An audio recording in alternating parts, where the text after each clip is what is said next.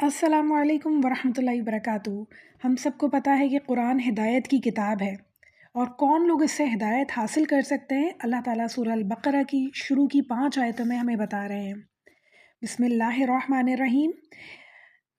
इस किताब में कोई शक नहीं, परहेज़गारों को राह दिखाने वाली है। सबसे पहली बात हमें क्या पता चली कि इस किताब से हिदायत हासिल करनी है तो परहेज़गार बनना होगा।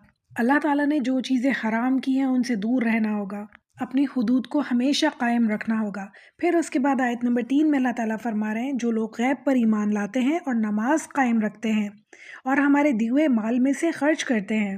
अल्लाह ताला इंसान को जानता है कि नमाज से पढ़नी कितनी भारी होती है और अपने माल में से खर्च करना कितना भारी होता है। फिर आयत नंबर 4 में फरमा रहे हैं, और जो लोग ईमान लाते हैं उस पर जो आपकी तरफ उतारा गया है और जो लोग आपसे पहले उतारा गया है उस पर ईमान लाते हैं और वो आखिरत पर यकीन रखते हैं। यानी इस आयत में अल्लाह ताला रिसालत और आखिरत को हाईलाइट कर रहे हैं कि इन दोनों चीज़ों पर भी ईमान लाना बहुत ज़्यादा ज़रूरी है मुत्तकी बनने के लिए, हिदायत याफ्ता लोगों में शामिल होने के लिए।